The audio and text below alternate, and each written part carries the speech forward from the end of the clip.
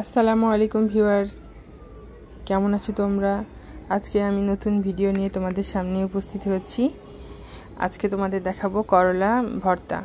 তো করলা ভর্তা আমি কিভাবে করলাম, এটা আমি ভাতের মধ্যে দিয়ে সিদ্ধ করেছিলাম এবং গরম গরম থাকা অবস্থায় যখন ভাপ উঠছিল ঠিক ওই টাইমে আমি উঠিয়ে নিয়েছি এবং শুকনা মরিচ ও পেঁয়াজ দিয়ে বেশ সুন্দর মতো সরিষার তেল দিয়ে ভর্তা করেছি। দেখতে পাচ্ছ, হাত দিয়েই তুমি এরকম করতে পারবে, গরম থাকবে।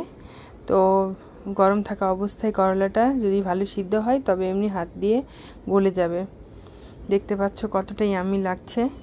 তুমি চাইলে বিচি খেতে পারো, না হলে ফেলে দিতে পারো, এটা তোমার ইচ্ছা। আমি সব বিচিগুলো, যেগুলো নরম নরম বিচি ছিল সেগুলো আমি রেখেছি আর শক্তগুলো ফেলে দিয়েছি। তো ভিউয়ার্স, আমি এখন শুকনো মরিচ আর পেঁয়াজ বেশি করে বানিয়ে রেখেছিলাম আর করলা ভর্তা দিয়ে ভাত খেতে পারবো।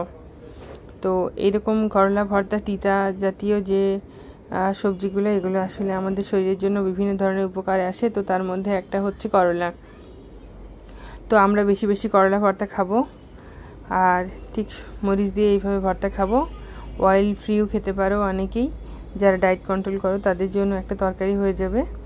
তো ভিউয়ার্স, আমার এই ভিডিওটি যদি তোমাদের ভালো লাগে অবশ্যই আমার ভিডিওটা বেশি বেশি করে দেখবে, লাইক দেবে, কমেন্টস করবে আর শেয়ার করবে। প্লিজ প্লিজ প্লিজ ভিউয়ার্স, আমার ফলোয়ারটা তোমরা বাড়িয়ে দিও।